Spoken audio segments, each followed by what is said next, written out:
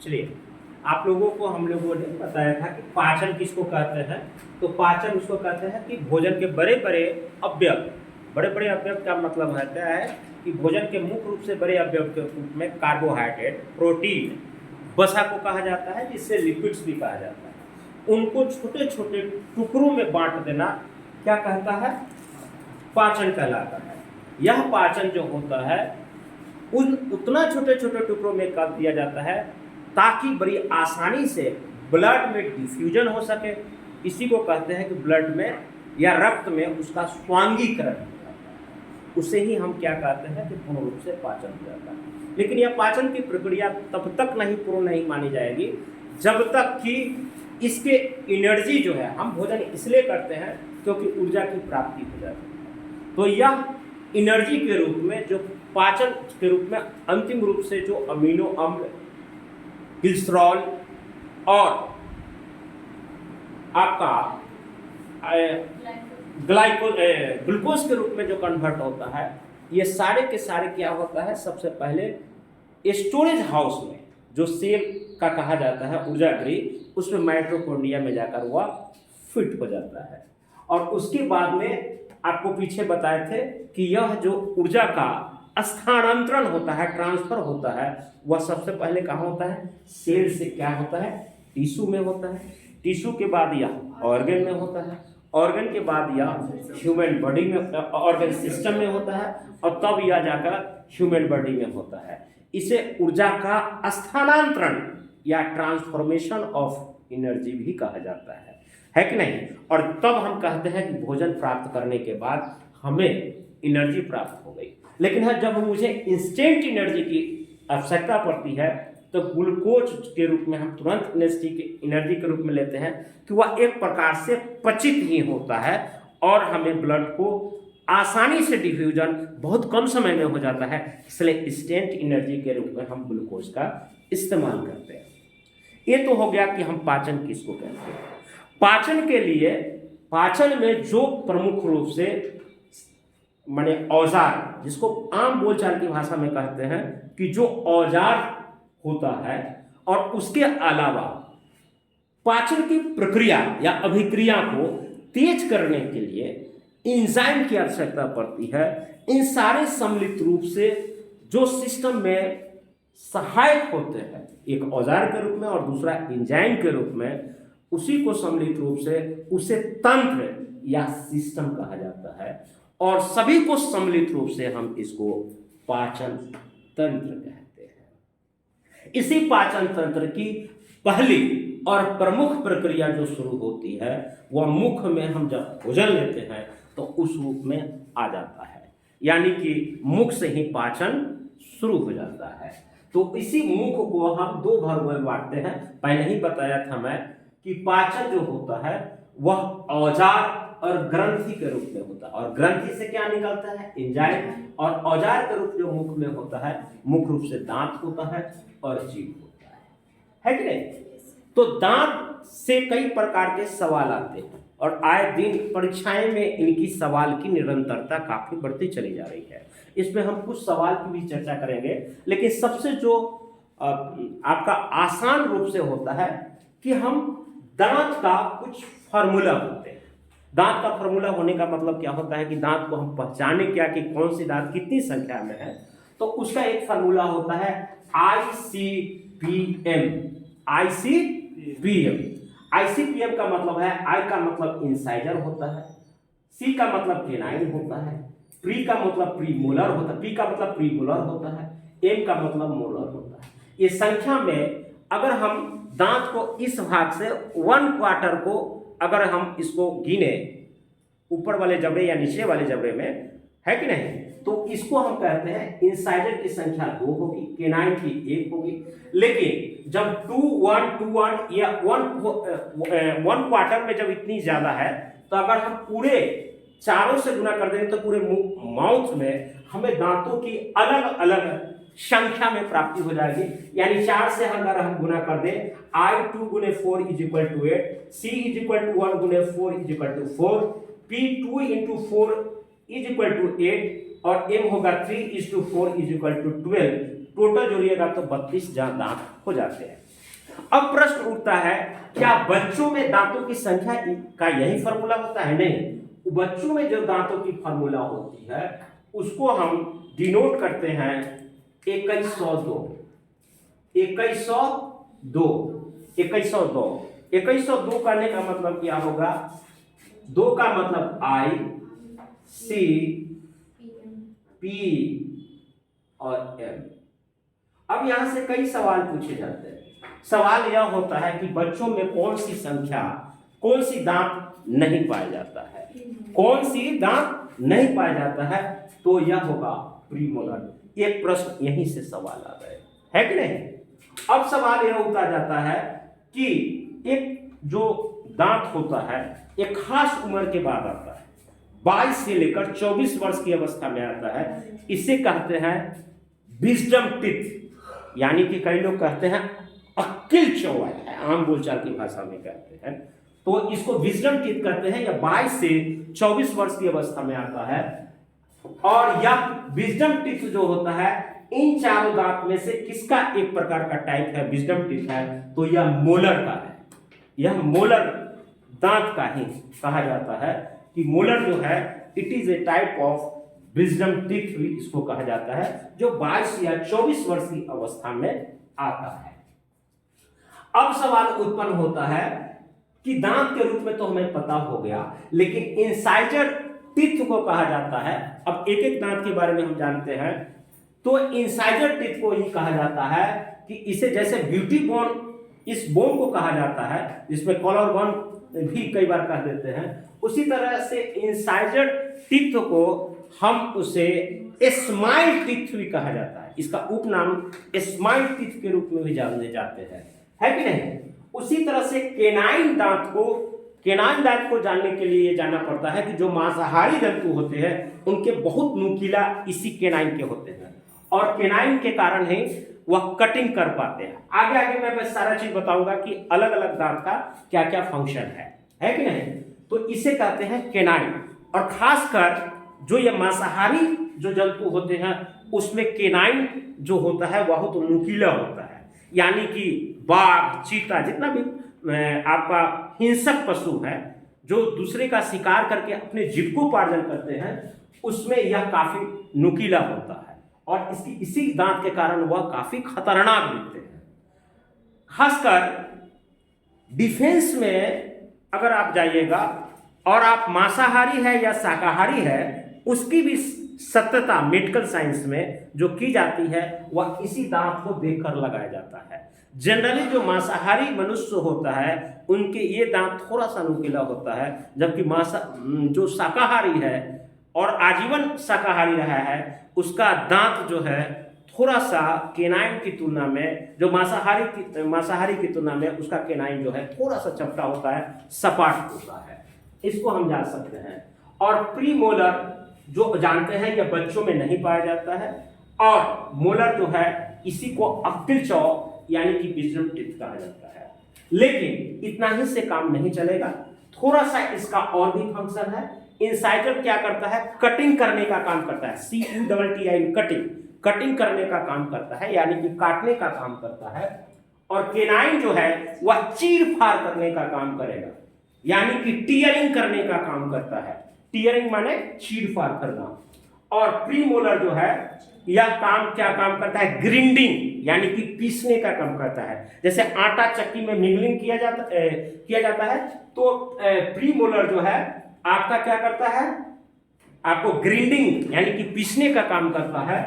और मोलर जो है आपको ग्रिंडिंग प्लस मिंगलिंग, यानी कि वह पीसने का भी काम करेगा और उसको मिलाने का भी काम करेगा भोजन को। जैसे लार मुर जो है ना इसी के आसपास होता है, और लार में जो है भोजन इसी जगह पर मिलता है, इसलिए बात लास्ट में जाकर या अंतिम जो मोलर वाला है वह मिलाता है, ग्रिंडिंग करता है। इसी के पास लार भी होता है, इसी के आसपास में लार ग्रंथियां होती है, तीन लार ग्रंथियां होती है, जिससे 2 प्रकार का एंजाइम निकलता है। मैंने बोला है एक लाइसोसोम होता है, एक टाइलिन होता है।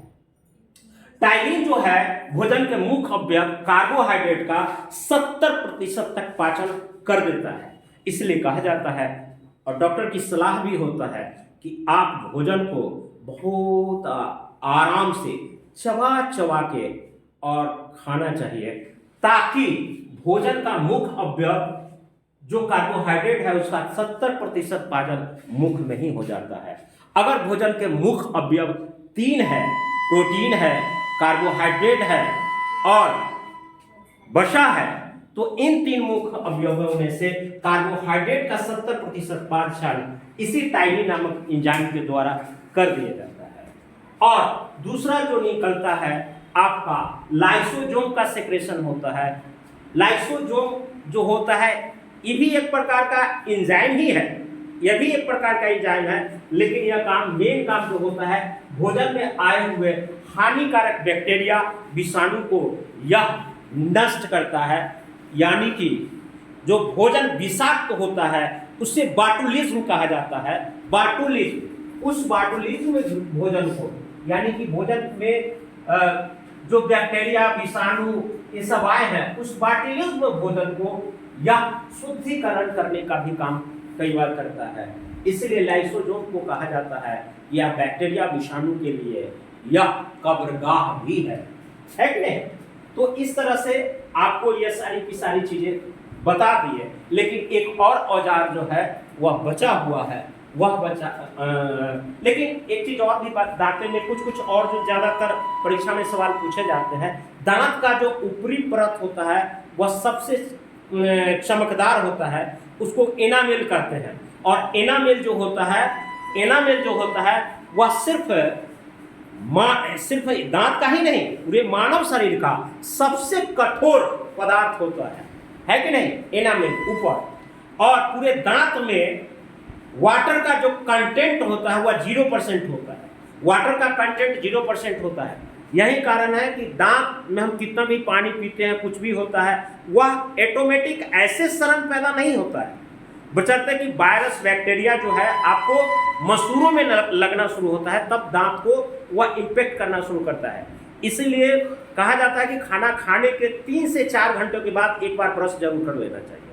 इसलिए कम से कम 2-3 बार तो ब्रश जरूर करना चाहिए व्यक्ति को खाना खाने के तुरंत बाद, क्योंकि उसमें बैक्टीरिया 3 से 4 घंटों के बाद पनपना शुरू हो जाता है मुंह में। इसलिए कई लोगों के मुख से बास जो आने लगता है, दुर्गंध जो आने लगता है, वह बैक्टीरिया के कारण ही होता है। इसलिए 3 से 4 घंटों के बाद हमेशा मुंह साफ कर लेना चाहिए। नीचे जो होता है यह मसूड़ों से लगा हुआ रहता है, मसूड़ों से लगा रहता है, और दांत का जो निचला पार्ट है मसूड़ों से लगा रहता है। हाँ, वहाँ पर वाटर कंटेंट हो सकता है, लेकिन पूरे जो दांत का जो कॉन्फ़िगरेशन है उसमें वह नहीं रहता है, नहीं बना रहता है। उसके बाद फास्फोरस होता है, और इसके अलावा जो दांत का कॉन्फ़िगरेशन होता है उसमें फास्फोरस भी होता है कि नहीं, और कैल्शियम कार्बोनेट का बना होता है। फास्फोरस और कैल्शियम कार्बोनेट का दांत बना हुआ रहता है। ये आपका पूरा का पूरा दांत के रूप में हम कॉन्फ़िगरेशन आप लोगों को बता दिए। इसके अलावा हाथी दांत जो पाया जाता है, जो टफ क्वेश्चन अगर पूछा जाएगा, तो हाथी दांत जो होता है वह मुख्य रूप से इंसीजर का पार्ट होता है। इंसीजर, हाथी दांत में जो ये दांत जो ऐसे दिखता है वह इंसीजर का पार्ट हो सकता है, इंसीजर का पार्ट होता है। इसीलिए यहाँ से भी सवाल आ सकते हैं कि हाथी दांत किसका उदाहरण है।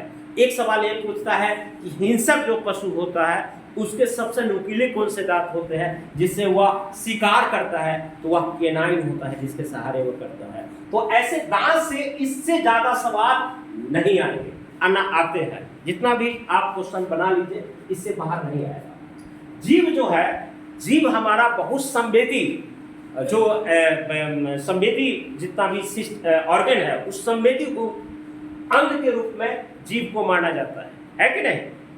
जीव को कैसा अंग माना जाता है? संवेदी, क्योंकि संवेदी का मतलब है जो संवेदनाएं दी। संवेदनाएं का मतलब क्या है कि वह जो चीज प्रकृति में उपलब्ध है उसकी सूचनाएं हमारे शरीर को देता है। तो सूचना किस रूप में देता है? जैसे आप भोजन करते हैं या कोई भी खानपान करते हैं, तो वह उसका टेस्ट कैसा है, कड़वा है, मीठा है, नमकीन है, या किस प्रकार है, उनकी संवेदनाओं को मानव मस्तिष्क तक पहुंचाने का काम कौन करता है? यह जीव ही करता है। तो जीव के इसी संवेदनाएं जो प्राप्त होती है वह ऐसे प्राप्त नहीं होती है, क्योंकि हमारे जीभ के ऊपर छोटी छोटी बूंद बूंद देखते हुए कई बार आप लोग आम बोलचाल की भाषा में कहते हैं कि जीभ आ गया। वह जनरली स्वाद कलिकाएं जो होती है वह पुनरुद्भवन होता है, यानी उनका रीजेनरेशन होता है। और इसी कारण के कई बार होता है कि जीभ आ जाता है। वह कई बार नई नई कोशिकाएं जब ऊपर की ओर छोटी छोटी आती है कलगी के रूप में, तो वह मुझे काफ़ी कष्ट देता है जब उसमें हम ये करते हैं। तो कई बार कहते हैं कि जीभ आ गया है। तो स्वाद कलिकाएं होती, इसी को पिपली कहते हैं। इसी को क्या कहते हैं? पिपली कहते हैं। अब बहुत लोगों को टेस्ट महसूस इसलिए नहीं होता है कि पहले हम तत्वल समूह होते थे और वह काफ़ी सॉफ्ट होता करता था। आज हार्ड चीज़ों से हम जिभिया कर रहे हैं। उसके कारण है कि बहुत सारे स्वाद कलिकाएं जो है विनष्ट हो जाती है बहुत तेज़ी से और बहुत जोर से करते हैं। हालांकि साफ रखना चाहिए जीभ को, लेकिन जब हम ये करते हैं तो कई बार स्वाद कलिकाएं विनष्ट हो जाती है। बहुत गर्म पदार्थ हम तुरंत खा लेते हैं, उससे भी स्वाद कलिकाएं विनष्ट हो जा रही है। तो अब जीभ का स्वाद हमको मिल नहीं पाता है उस रूप में, तो इसलिए जीभ चालाकी ज़्यादा करने लगे आजकल। स्वाद के चक्कर में अपने शरीर को कष्ट ज़्यादा देने लगे हैं। इसके लिए हमें responsible, we are responsible for that situation and condition, है कि नहीं? और स्वाद कलिकाएं जो होती है पिपली इसको कहते हैं। लेकिन इससे भी कई प्रकार के प्रश्न आते हैं। बीपीएस ने प्रश्न पूछा था जीभ के अगली भाग से कौन सा भाग या कैसा महसूस होता है। हालांकि मैं यूट्यूब पर देख रहा था, एक लड़का ने शेयर किया था कि बड़े संस्थान का नाम नहीं लेना चाहूँगा, उसने मीठा भाग को पीछे दिखाया, नमकीन को आगे दिखा दिया। लेकिन यह काइंडली इंफॉर्मेशन टू यू या गलत इंफॉर्मेशन है। अगर टेक्स्ट बुक में चले जाइएगा या फिर एनसीईआरटी के बुक में जाइएगा तो आपको आगे भाग पर मीठा दिखाया और यही सत्य है। मीठा उसके बाद नमकीन है, उसके बाद खट्टा है और लास्ट में कड़वाहट की अनुभूति दिलाता है। तो इससे प्रश्न पूछे जाते हैं, है कि नहीं? तो मीठा जो होता है वह कहाँ पर अनुभव होगा? आगे वाले भाग पर। उसके पीछे कौन सा भाग महसूस होगा स्वाद में? नमकीन। उसके पीछे कौन सा महसूस होगा? खट्टा। और सबसे लास्ट में क्या होगा? कड़वाहट। इसीलिए जब खट्टा खाती है, और महिलाओं को बड़ा महत्व है, महिलाएं जो है खट्टा खाने में बड़ा पास होती है। वो ये क्या नाम रहता है, कहीं जाकर वो जाके एकदम हाँ पानी पूरी सब खाना स्टार्ट कर दें और चटकारे लेकर खाएगी, और लास्ट में जब यहाँ पर ले जाएंगी तब उनको सुकून मिलता है कि कुछ खाए हैं। वह इसी के कारण होता है, कड़वाहट का महसूस है। खासकर करेला कुछ लोग जो होता है निगल लेता है तुरंत, क्योंकि ऊपर जब शुरू में खाएगा तो महसूस नहीं करेगा, क्योंकि स्वाद कलिकाएं आगे में कहीं कड़वाहट का अनुभव नहीं करेगा। और जैसी अंदर तक जाएगा यहाँ तक वो जल्दी से निकल जाएगा उसको, क्योंकि वो चाहेगा कि इसको कड़वाहट का ज़्यादा महसूस नहीं हो। लेकिन करेला एक तरह से मेडिसिन के रूप में काम करती है, खाना चाहिए। तो करेला की कड़वाहट ऐसे याद रखो, करेला की कड़वाहट, कैसे करेला कैसे कड़वाहट, सबसे लास्ट में। समझ में आ गया? खट्टा है कि नहीं? नींबू वाला खट्टा, समझ में आ गया? कैसे करेला और नींबू वाला खट्टा, नींबू में खट्टापन ही होता है। और नमकीन क्या होता है? नमक से जरूरी बना हुआ चीज नमकीन। और मीठा जानते हो, शुगर से बना हुआ जो भी चीजें होगा वह मीठा होगा। ये सारी की सारी 4 प्रकार के ही होते हैं स्वाद कलिकाएं, 5वां नहीं होता।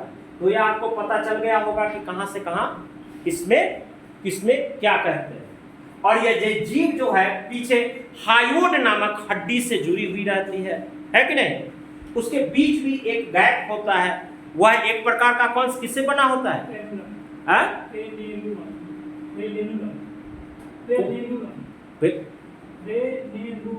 फ्रेनुलम होता है। इसके बीच में होता है फ्रेनुलम।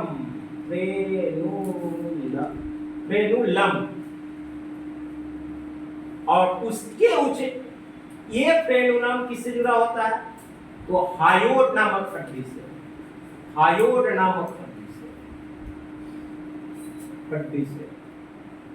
क्योंकि एक प्रकार से फ्रेनुलम जो होता है वह जैसे कि हड्डी, 2 हड्डियों को जोड़ता कौन है?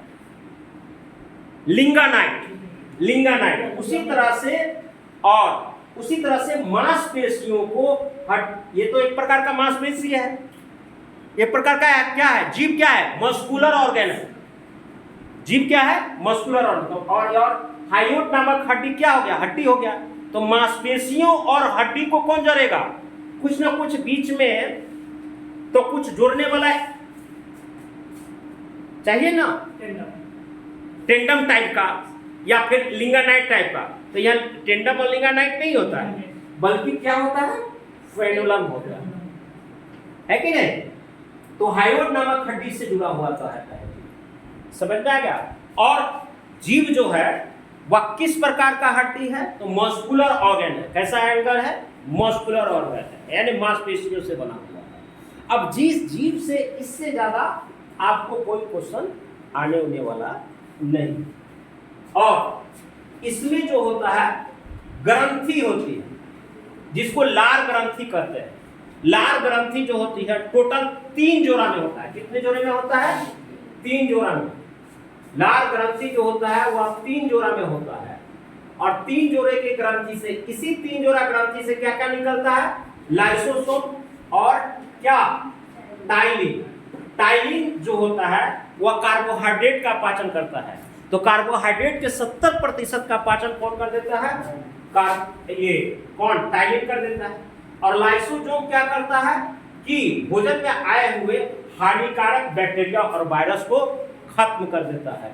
इस प्रकार से हम क्या कहते हैं? भोजन का माने पाचन भी हो गया और हानिकारक बैक्टीरिया से क्या होते हैं?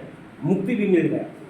इसी हानिकारक बैक्टीरिया के कारण जो बैक्टीरिया फूड होता है उसको क्या कहा जाता है? बैक्टीरिया से ही बना है, बाटुलिज्म। यानी विषाक्त भोजन को क्या कहते हैं? विषाक्त भोजन को क्या कहते हैं? बाटुलिज्म कहते हैं। और बैक्टीरिया रहित भोजन को करने में कौन सा सहायता करेगा? लाइसोसोम, है कि नहीं? इसको बंद करो। और इस तरह से आपका मोटा मोटी ये सारी की सारी चीजें आपको खत्म कर दो, है कि नहीं?